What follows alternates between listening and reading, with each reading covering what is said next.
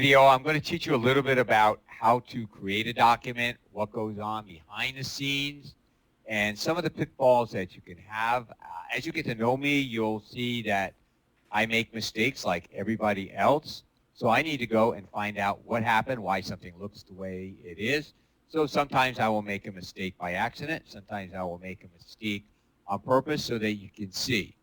Right now, I have the Dreamweaver interface open without the start screen. It's up to you whether you want to do. Again, make sure that you have the properties on the bottom. If you don't have the properties, click on Window and Toolbars and make sure that you have everything. Now, the only reason I have Common right now and nothing else is because I don't have a document open. So first thing I'm going to do is click on File and New, and you'll see HTML. We're going to leave the document title by itself, and we're just going to click on Create. Once I do that, the properties are down here, and I'm going to go to Window and Toolbars, and I have it in here. So what I want to do is I'm going to get rid of the properties so that you can see how to fix them again if you don't have them. So I'll go over here. I'll get rid of the properties. I've said many times I've been doing Dreamweaver for 25 years. And have yet to learn a shortcut for properties is Control-3. Maybe it'll happen. Maybe it'll happen for you. So I'm going to get rid of it, and there's nothing there. So once I close it, there's no guarantee when I open it back up it's going to be there. But if you have a screen that looks like this, and you don't have the files, first thing you do is go to Window and just open them up. Now I happen to have files open, so I don't have to worry about it.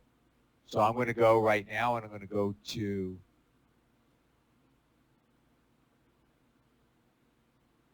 Properties, which is there, and it opened it back up. If it was somewhere else, like say up here, and you want to dock it, just take it and drag it all the way down till you get that blue line. Do it slow, and eventually it will come. There it is. So now it's docked. And again, make sure you understand HTML and CSS. We're going to be working on HTML right now. So if we go into Code View, basically, we have nothing. Everything else is behind the scenes. We talked about how everything starts and stops with the HTML tag. So that's HTML and closing HTML. Then we have the head. Anything inside the head is information purposes for the browser. It does not show. If something shows in the head, there's something wrong. Also, if something should be in head but it's in the body, then it's going to show as text. So everything that we want to type is going to be in the body. So I'm going to go into Design View, and I'm going to type, this is my first line. How exciting. I'm going to go into Split View. I don't normally use Split View, but for this I'm going to. Notice it has, this is my first line, but it's not enclosed in any tag.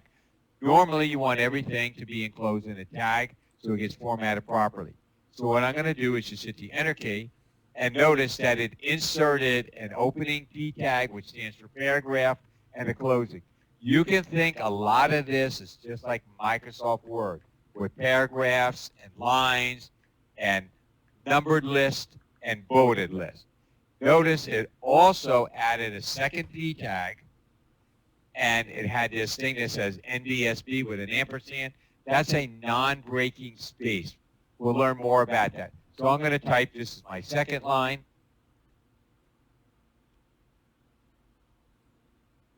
And anything, now notice the non-breaking space left, and so on forth.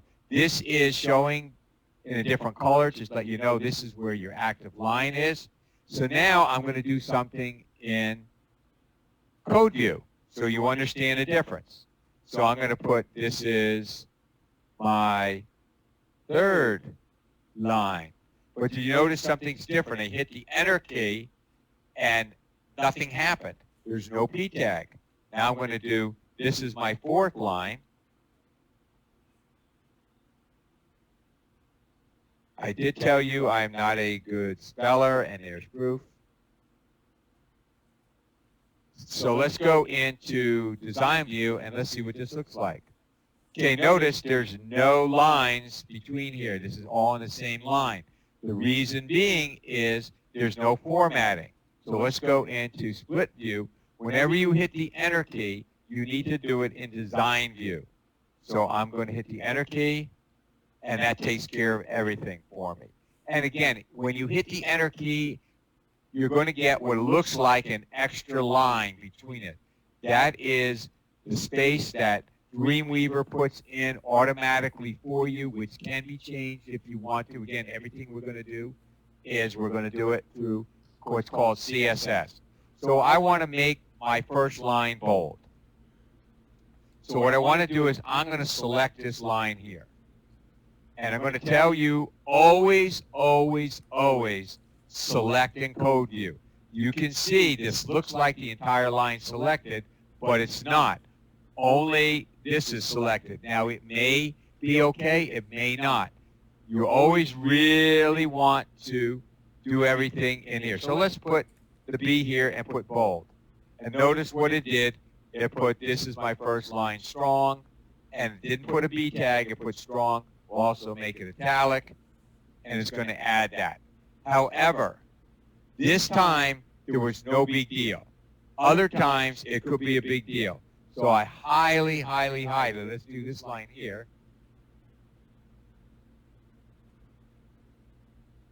And we selected it, and we'll do this here, and boom. It doesn't look any different because in this particular case, we're only acting on what's in there.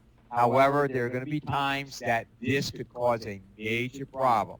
So, since you don't want to memorize every single time that you can or cannot do it this way, I strongly suggest you always, always, always select items in code view. So now let's go in here and we're going to do a bulleted list. So this is a bulleted list. That may or may not be spelled properly. So we just call this list 1, list 2, list 3, and list 4. So there's many ways to do a numbered list, a bulleted list, an unordered list, and an ordered list. They're just different names for the same thing. Dreamweaver uses only ordered and unordered. Ordered is for numbered, unordered is for bulleted. So we're just going to go to insert and notice all the different things that you can do to insert. So what we want to do is we want to define an HTML tag and see if we can find an ordered list. And there it is right here. Now again, unordered means bullets, ordered means numbers. So we'll just do the one with bullets for now. And boom, and we'll put line 1, line 2, and line 3. Now notice that there's not a big space between it. That again is the formatting through CSS for a list item. So let's go into the code and you can see it created a tag called UL and a closing tag called UL and list items, LI, closing LI, and so forth. So now let's go and we'll do a unordered list. I'm going to do this one, or rather an ordered list. I'm going to do this one over here. And notice it did an OL and a list item. So we can do list item 1. We can type it however way we want. 1. But we want to make sure that we hit the enter key up here. And list 2. And list 3. You go in here, you can see, we'll just make code view. You can see how all that stuff is done. One of the things we talked about in preferences is adding tags and having the closing tag added automatically. So we're going to insert a div tag. And we'll do it in code view, it really doesn't matter. And it's going to ask us at the insertion point, before start a tag, and for right now we'll just use the insertion point. And notice it inserts an opening tag, a closing tag, and then content for the new div tag goes here. So if you go into design, you know you have a div tag and you have these little lines here. So let's go back into code view and we'll do it manually. So we're just going to hit the little bracket, type in div, and as soon as you hit the ending bracket, the enter key, boom, it adds it for you. The difference is you go into design view and you have no clue that you inserted a div tag. So that's why I recommend that you do it from there. However, you do it however you want. So we'll just type in div 2, and we go into design, and now you have that over there. That's fine. Other tags that you can insert are image. Of course, we can't do that right now because we don't have an image anywhere saved to do. You'll be doing that. A paragraph is the P tag. Headings are H1 through H6. Tables just like Microsoft Word, where you have rows and columns. We did this over here. List item, we'll talk about. That's a special type of list item. Header, navigation, main, aside, article, section, and footer are just fancy name for div tags, and they give you an opportunity that you can realistically set your document. For instance, you're going to want to have your header on the top.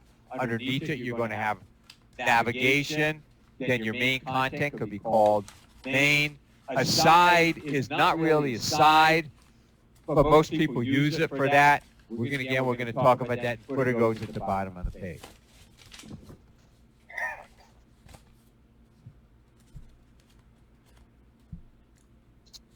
And other items in insert is a form. You're all familiar with filling out forms. Bootstrap, we're saving that for the end. That's a little bit more challenging. We don't really need to worry about jQuery too much, right? Those are things like sliders and pictures that come and go or disappear, fade in and out, all kinds of things that you want. A template we're going to be working in. You're going to want to have a page that updates every other page. They're all the same. Again, we'll be showing that later on. And let's go back into code view now. And you can see some of this stuff hopefully is making sense to you. So what I want to do is I want to add something at the very top of the page. So again, most of the time, if I want to add something at the top of the page, I'm going to click in the very top. I'm going to go into code view. And look, notice that it's not at the top of the page. It's before the P tag.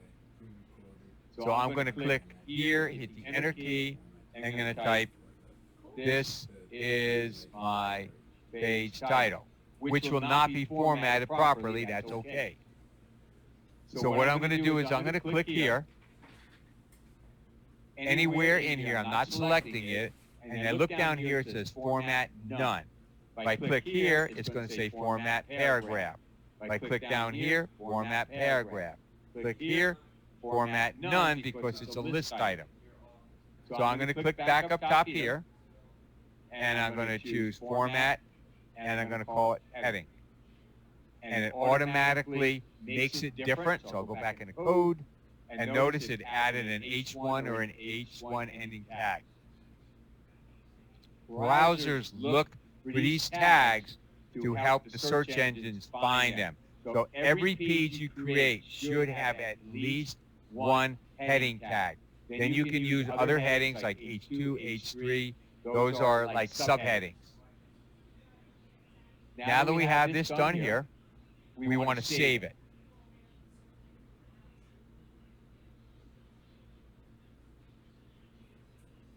Now notice the document title says untitled. So what I want to do here is I want to call it my first document. I'm not hitting the enter key. Let's go back into split view. And notice as soon as I hit something, it went back in there. So it automatically updated it for you. So let's now make this document 2 and refresh it. And notice it does it here. So now, let me show you another thing. If I go, oh, I really don't like that title, now I have code view open, so I get rid of the 2. It hasn't changed it in my first document. It will as soon as you hit the enter key. Now remember, you're not in the code. You're actually still in here. This is where it is.